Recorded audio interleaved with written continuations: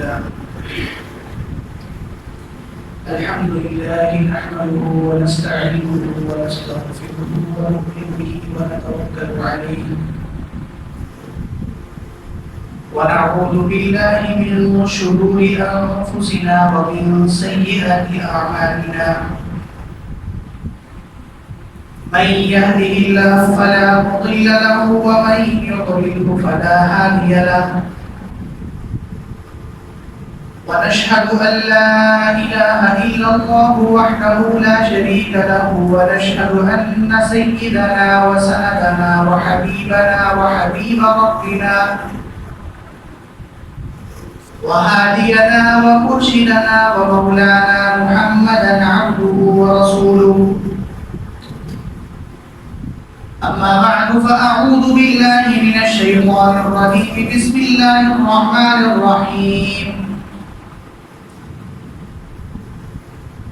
ما آتاكم الرسول فخذوه وما نهاكم عنه فانتهوا وقال النبي صلى الله عليه وسلم لا يؤمن أحدكم حتى يكون هواه تبعا لما جئت به أو كما قال صلى الله عليه وسلم صدق الله العظيم وصدق رسوله النبي الكريم ونحن على ذلك لمن الشاهدين والشاكرين والحمد لله رب العالمين اللهم صل على محمد وعلى آل محمد كما صليت على إبراهيم وعلى آل إبراهيم إنك حميد مجيد اللهم بارك على محمد وعلى آل محمد كما باركت على إبراهيم وعلى آل إبراهيم إنك حميد مجيد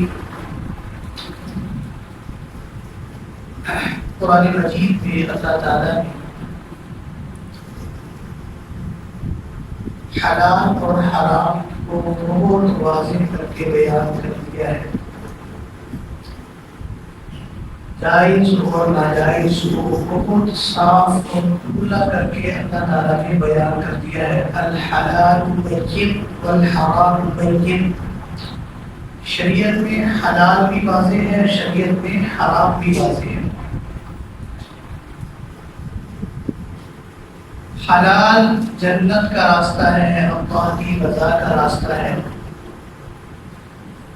اور حرام جہنم کا راستہ ہے، اللہ تعالیٰ کی نافرمانی کا راستہ ہے۔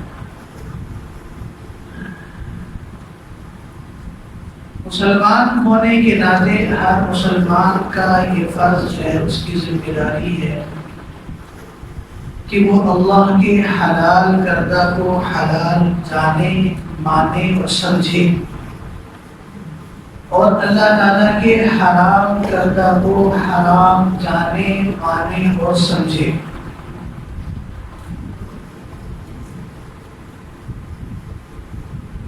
لیکن جب مسلمان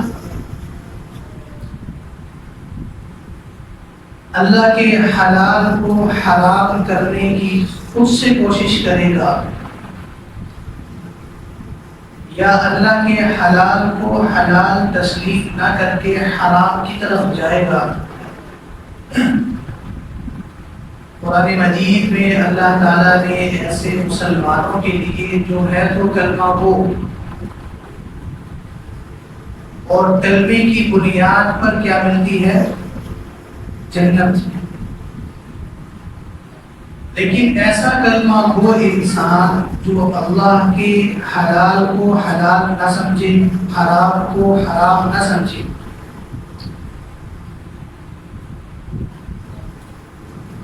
ایسے لوگ مسلمانوں کے لیے قرآن مجید میں اللہ تعالیٰ نے ان کا ٹھکانہ جہنم اور اللہ کا سخت ترین عذاب مقرر کیا ہے۔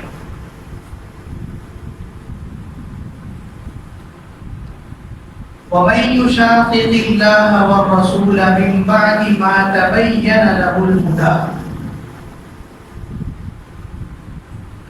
ہدایت یعنی شریعت، حلال حرام جائز ناجائز،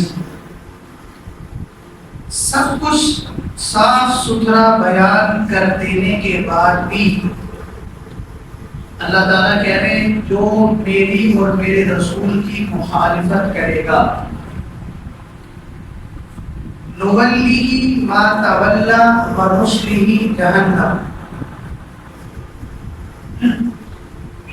تو ہم اس کو قیامت کے دن اونھے منہ جہنم کے جڑوں میں گرا دیں گے۔ وساءت مصیرا، اور جہنم کا جو گڑھا ہے بہت ہی برا اور گھٹیا گڑھا۔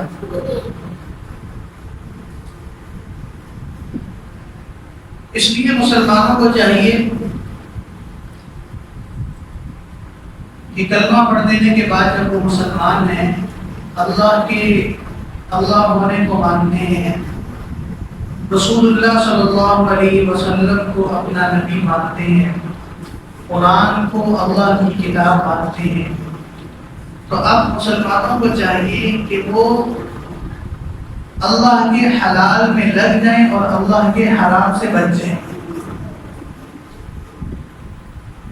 اور حرام کی کئی صورتیں ہیں، بعض حلال چیزیں بھی حرام ہوتی ہیں، بعض چیزیں انسان کی نظر کے سامنے ہوتی تو حلال ہیں، لیکن وہ انسان کے اعمال میں پیٹ میں حرام بن کر جا رہی ہوتی ہے۔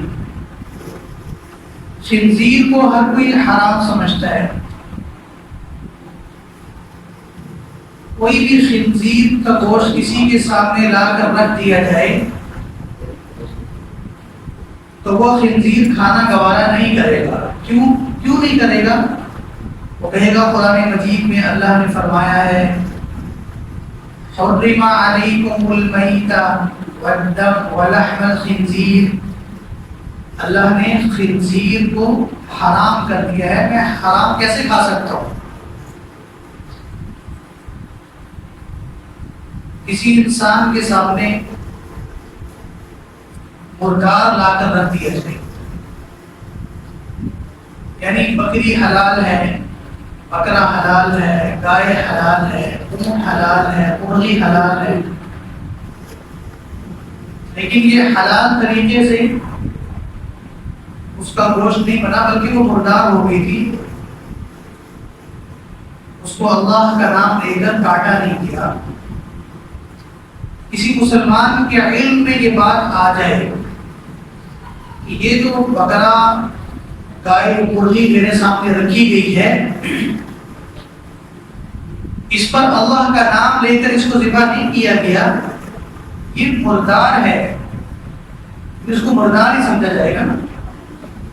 تو کسی مسلمان کے علم میں یہ بات آ جائے، اس کو پتہ لگ جائے کسی ذریعے سے کہ برگر کے اندر جو ٹکی رکھ کے کھلائی جا رہی ہے یہ مردار گوشت کی ہے، حلال جانور جب مردار ہوا تو اس کے گوشت کی بنا کر رکھی گئی ہے، یہ حلال نہیں ہے، تو کوئی بھی مسلمان وہ کھانے کے لیے تیار نہیں ہوگا، اس لیے کہ اس کے علم میں آ گیا نا۔ اب جب علم میں آ گیا تو دل اب منع کر رہا ہے، جب آپ کو پتہ چل گیا ہے کہ یہ حرام ہے، مردار جانور ہے، تو آپ اس کو کسی بھی طریقے سے اپنے لیے کھانے کا جواز نہیں نکال سکتے، اس کو نہ کھائیں، وہ نہیں کھاتا۔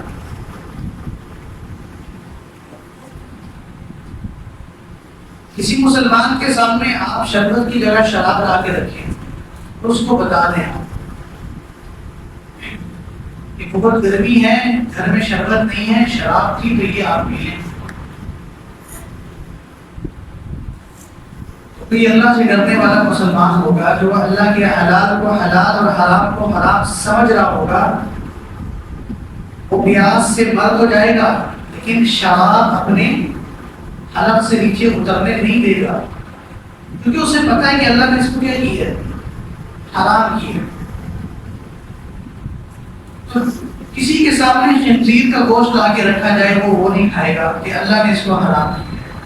مردار کا گوشت لا کر رکھا جائے، اس کے علم میں آ جائے کہ یہ مردار تھا، نہیں کھائے گا۔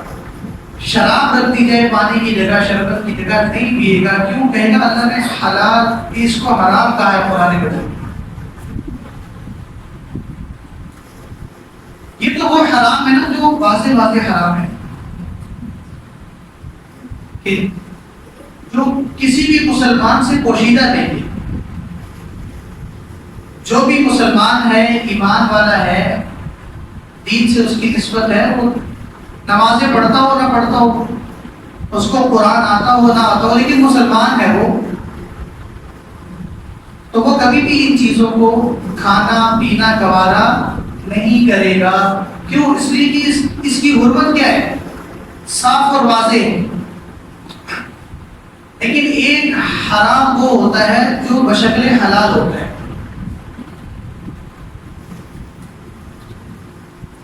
اس میں مسلمان تمیز نہیں کرتے اس کو، لیکن کچھ چیزیں ہم حرام کر رہے ہوتے ہیں بشکل حلال۔ قیامت والے دن یہ بھی پوری خنزیر کی شکلوں میں شامل ہو جائے گی کہ جس کو ہم دنیا میں وہ ہے حرام، لیکن ہم بشکل حلال اس کو اپنے لیے حلال سمجھ کر استعمال کر رہے ہیں، کھا رہے ہیں، پی رہے ہیں، تو قیامت کے دن اس کی شکل میں اور خنزیر کی شکل میں کوئی فرق نہیں ہوگا۔ مثال کے طور پر دیکھیں، بکری کا گوشت کیا ہے؟ حلال ہے نا، یہ سمجھنے کی بات ہے۔ ایک آدمی کسی کے گھر جاتا ہے اور پیسے چوری کر کے لاتا ہے، اور چوری کے پیسوں سے جا کر وہ بکرے کا گوشت خریدتا ہے۔ اب ایک طرف بکرے کا گوشت ہے جو کہ کیا ہے؟ حلال ہے، اللہ نے حلال کیا، لیکن جس کے عوض وہ خریدا جا رہا ہے وہ پیسہ چوری کا ہے، اور چوری کرنا کیا ہے؟ حرام ہے۔ اب یہ جو گوشت یہ چوری کے پیسوں سے خرید کر گھر میں لائے گا، اپنے بچوں کو کھلائے گا، یہ ہے تو حلال کی شکل دنیا میں، لیکن آخرت کے اعتبار سے یہ کون سی شکل بنے گی؟ حرام کی شکل بنے گی۔ اصل مسلمانوں کو اس چیز میں تمیز کرنی ہے۔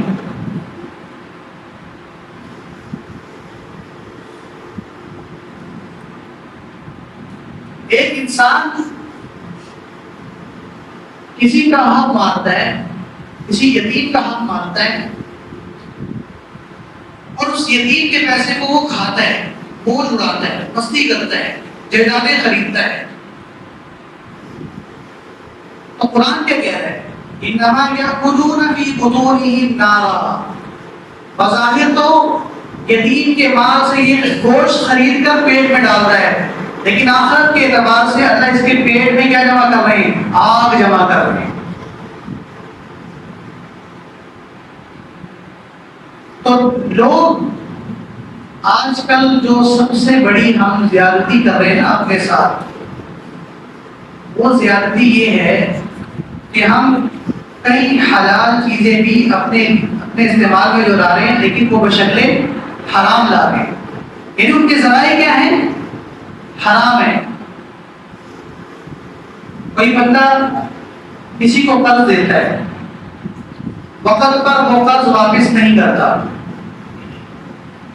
شریعت کیا کہتی ہے؟ اگر 50 روپے قرض دیا تو واپسی بھی کتنی ہوگی؟ 50 روپے۔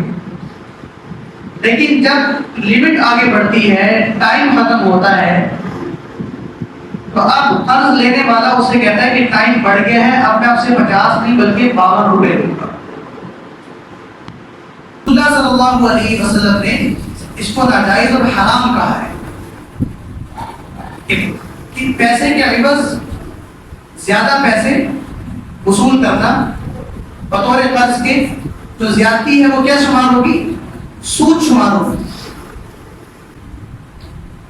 تو اب یہ دیکھیں گے یہ شکل کس کی ہے؟ حرام کی ہے، لیکن بشکل حلال ہو رہا ہے۔ وہ جو پیسے اضافی جائیں گے وہ کیا جائیں گے؟ لیکن دنیا کے سامنے یہ بشکل کیا ہے؟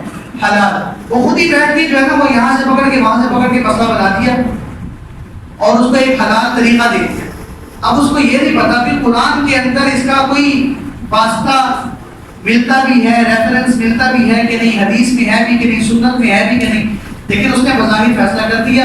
اب اس کو سب حلال سمجھ رہے، اور قیامت کے دن یہ بھی خنزیر اور کتے کی شکل میں ہو۔ قیامت کے دن کہ جو بشکل حلال حرام کھایا جا رہا ہے نا، یہ بھی قیامت کے دن خنزیر اور کتے کی شکل میں ہوگا۔ اللہ کے نزدیک اس میں اور کتے اور خنزیر میں کوئی فرق نہیں ہے۔ اسی طرح لوگ دیکھیں یتیموں کا مال کھاتے ہیں، بہنوں کی وراثتیں کھاتے ہیں، بہنوں کی وراثتیں ہڑپ کر کے وہ ماموں حج بھی کرتا ہے، وہ عمرے پہ بھی جاتا ہے، وہ مدرسے بھی بناتا ہے، وہ مسجدوں کے بل بھی ادا کرتا ہے، وہ رمضان کی سحری اور تالیوں کی دسترخوان بھی لگاتا ہے۔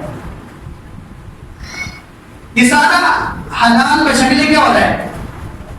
حرام ہو رہا ہے۔ قیامت کے دن جب یہ انسان جائے گا نا اللہ کے سامنے، تو اب گمان کے لے کے جا رہا ہے کہ میں نے تو مسجد کے پنکھے بھی لگوائے تھے، میں نے تو جو ہے جناب مدرسے میں کنواں بھی کھدوایا تھا، میں نے تو جناب فلاں بچی کا یتیم بچی کو جہیز بھی دیا تھا، میں نے تو اس کے ذہن میں یہ اپنے لیے کیا ہے؟ نیکیاں اکٹھی ہو گئی ہیں۔ کیوں؟ اس لیے کہ کسی کی بچی کو جہیز دینا کوئی حرام تو نہیں ہے نا، حلال ہے، لیکن وہ دیا کس طریقے سے جا رہا ہے؟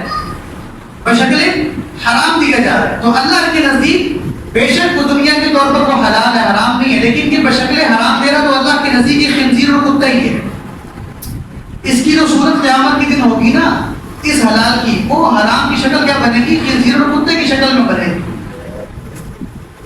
یہ جو آج کل کا معاشرہ نا اس چیز کی تمیز نہیں کرتا۔